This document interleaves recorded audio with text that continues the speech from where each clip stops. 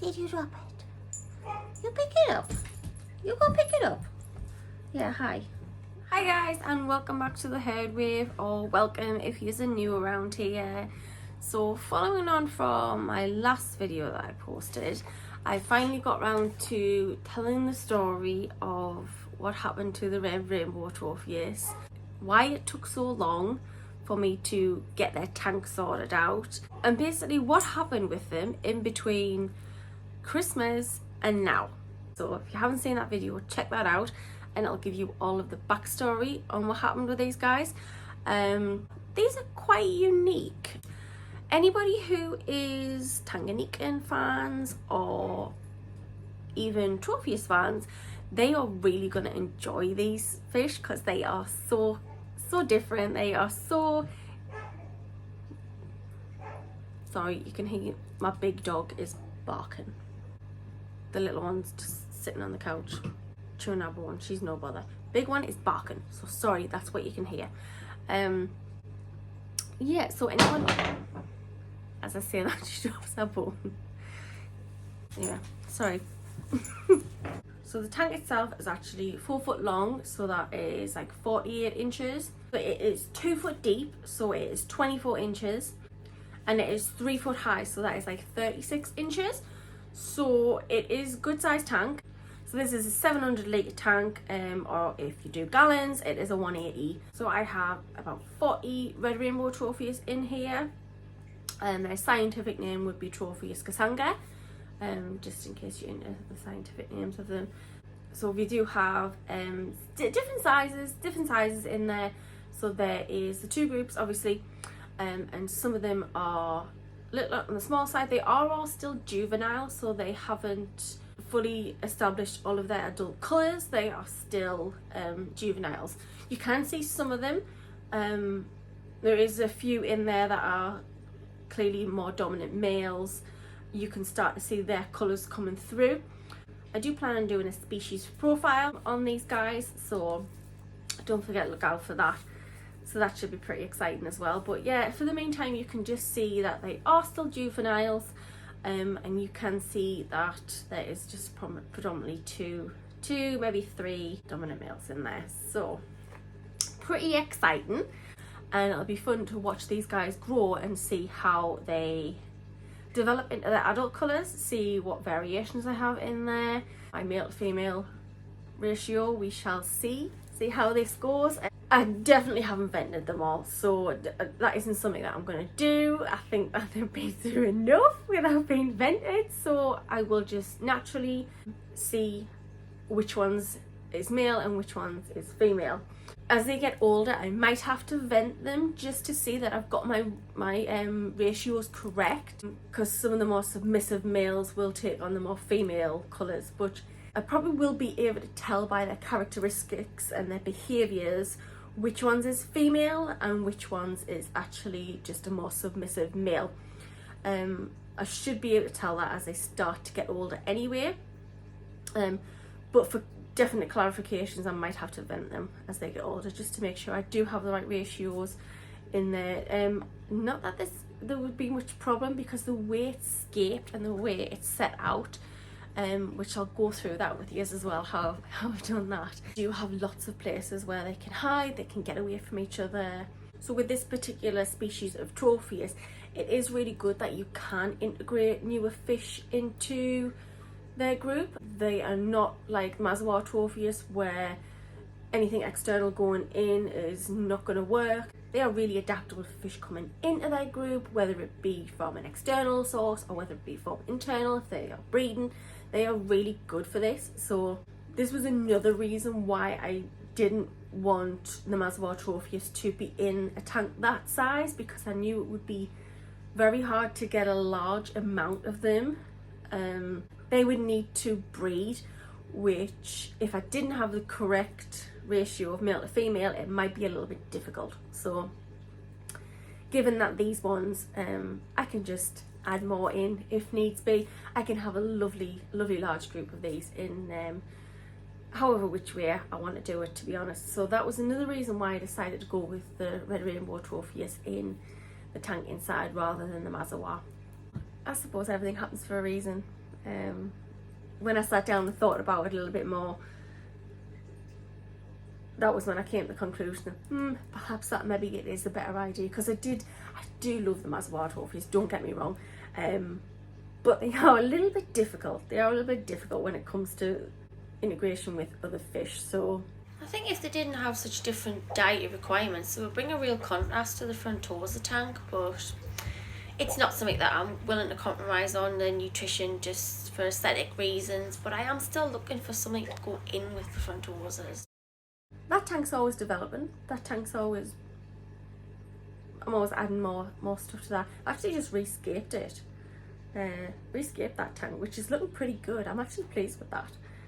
As you know, I've been going on an adventure of scaping and trying to get into plants and different things like that. Scaping a few tanks, so maybe. But obviously this one behind me is predominantly what we're talking about today. Getting ahead of myself there. So guys, when we talk about substrate, this wouldn't be me if we didn't go for my standard go-to substrate, which is what I put in all the tanks. It is of course crushed coral. Various reasons I do this, one predominantly being that it does alter the pH. I've touched on this before a little bit, that I don't have to do much for the hardness of my water given my location, which I'm quite fortunate about. As for my pH, I do need to raise that slightly, so I do that with the crushed coral. I don't use any sorts of chemicals, anything like that. It's not necessary. I find it all works really well with the crushed coral. Obviously, side note, you do need to be cautious about the crushed coral because it is obviously a natural substance, so it isn't going to last forever. Its properties are going to weaken over time and it's not going to be as effective, so just bear that in mind.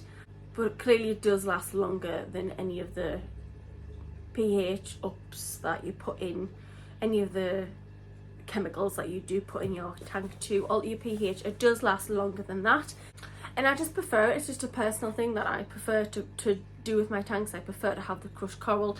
That is the aesthetic that I like to go for as well. I know some people like to do different variations of sand or different kinds of substrate. Each their own, however you like to do it. That's just my personal preference. I like to do crushed coral in all my tanks, so that is what's in this one.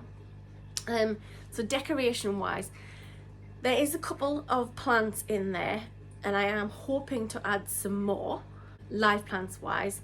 Like I've said, this isn't something that I'm particularly specialise in, anything like that, in any sorts of plants, but I do enjoy it. It's sort of like my little hobby that I'm wanting to get into, if that makes sense. So I do have two types of plants in here. The one that was floating, that one that they pulled out, that one, because obviously it hasn't had time to root properly because I did put that in the substrate. That hasn't had time to root, so they have pulled one of them out. So there is those in there, and then I do have just a little one in a pot. So yeah, I am thinking of integrating more live plants in there as the tank establishes itself a little bit more. We shall see how that goes, but for the meantime I do have lots of the aesthetic plants in there just to create a bit of diversity, just to give them somewhere to chase around, because they are very nippy little fish. They do like to play, they do like to hide. Wave makers are a really good thing for trophies because they do like to play in the current as well, which is really fun to watch. So I don't mean the whole stressed out thing where they all go to one corner and they crowd surf. Is it crowd surf? Is that what you call it? Yeah, where they all go to like the one corner and they sort of like crowd surf in the corner, or really all stressed out. It's nothing like that. It doesn't stress them out like that. They just sort of like play in the current. As you know, different fish like to do that, so they do like to do that as well. So yeah, just lots of things for them to hide. I do have some ordinary rocks in there, just some standard like beach rocks and things like that. Those are in there. And in this corner here I do have like a scape which I set up. So this is all dragon rock.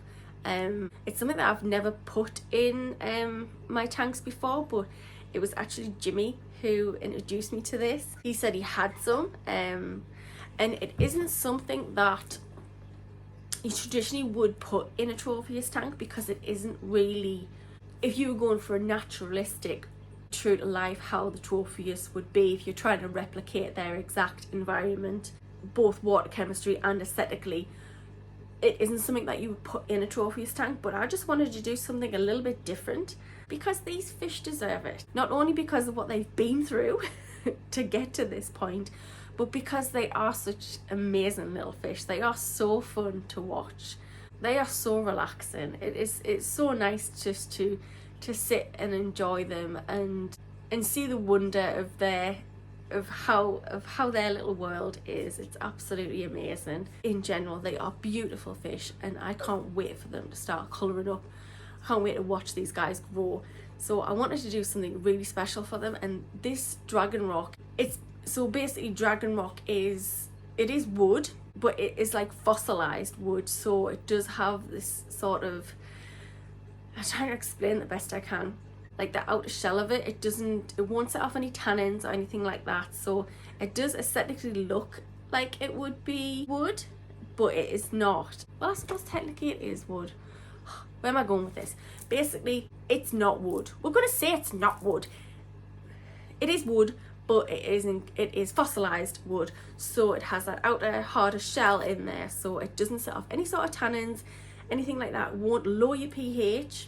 It essentially is being treated by its natural elements.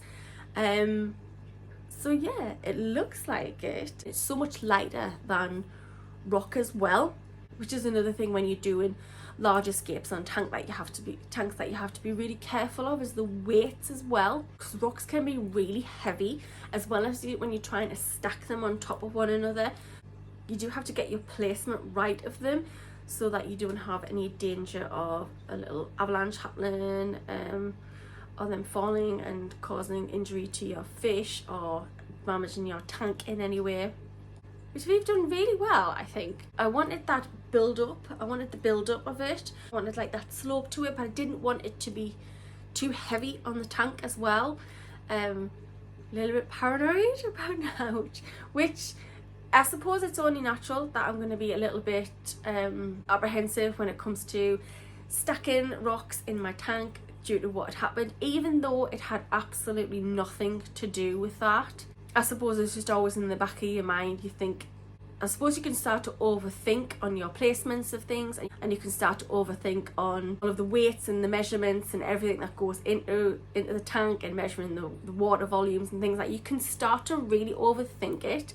But like I said, it had nothing to do with that. It was just a very poorly constructed tank, which never should have been made to that velocity to hold that much volume of water. It should never have happened. Yeah, so I wanted to create that little build up to it. There is lots of like cave systems that I've created using some, what do you call them? Like long, not pipes. They look like pipes.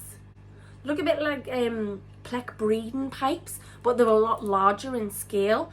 So we're talking like that big. That's how they are underneath. I've put them underneath, and then there is some rocks stacked up on top of it, and then the dragon rock is obviously scaping it round. So there's lots of little places in there that they can actually hide. They can breed if they wanted to make it as interesting environment for them as possible, to really make them feel safe and secure, and they can establish a hierarchy in there however they want to do it. It's working out really well. They do tend to stick to over there a little bit more, so I suppose that goes to show that they are enjoying it, and they do really enjoy that little cave system that's being created there, which is amazing when you create something like that and they really enjoy it. There's an air stone in there as well, and that is obviously where the filtration system goes down. I hid that a little bit, like I said, because I don't have a sump, but that is where the weir is if I did want to put a sump in the future. But in the moment I just have the FX6, and underneath is just the FX6. I will show you that as well. Yeah, I haven't really organised underneath there at the moment, because I suppose I could get some more organisation, storage things. I don't know, I could create something like that, but I'm not 100% sure whether I want to do that, because I'm not sure whether I want to do the sump in the future, so I don't know whether that would be, I might do that anyway. But there is lots of storage underneath there for that.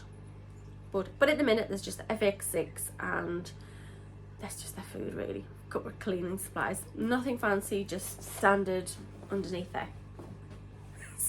finished underneath. What do you keep in your cabinet? What does everybody keep in their fish cabinets? Anyway, I digress. Alright, so I'll show you the overview of it, and then underneath you can see the cabinet. All the fish have hid now, have come over. They've all hid in their little cave system, bless them. Yeah, I can't even see one of them. So then underneath the cabinet, it's got two really big doors, and then they've got these little latches, like the push button one, so that's really handy. So you can't even see any sort of handles, anything like that. It's really streamlined. I've just put it's a yoga mat, to tell you the truth, underneath there, just so to keep it nice and flat, has some sort of support on there. Oh, and this is that beam I was telling you about that just pops out. So it's like the support system, and that's the little buttons. And of course this is the FX6. This is the daddy of all filtration systems. Now you can see underneath here, this is where the sump would be plumbed in. You've got your outlets. It's not exactly tidy, but you know, there's only me and you guys that are seeing it, so it's fine. And then if you follow this pipework down, this is the intake. Move that out of the way for you. And then you can see that goes to the FX6. And then that's the outtake over there going up. I'm not going to go into too much detail about the FX6 because I do have a maintenance video on that, so if you're interested you can check that out as well. So then heading over this side, this is just where I keep mainly food. There's not really much in here. That's the veggie food. There's more of that in there. Just a cleaning cloth. Oh, this is the front horse's food. This is just hiding underneath here, out the way. And we've got some krill. What's in there? I don't think there's anything in there. No, there's not. Net, in case I want to go fishing. These is me egg tumblers. I brought these in because I was setting one up for the front horses, because I did post on Instagram that the front horses had babies, which is exciting. Oh yeah, this is the electronic meter, which I unplugged because I don't really want to see. Yes, don't really want to know how much electricity I'm using, thank you very much. But yeah, so here they are. Managed to get some footage. I knew they'd all come out when I moved out the way. So yeah, that is everything. That is the new setup for them. That is what's underneath the cabinet.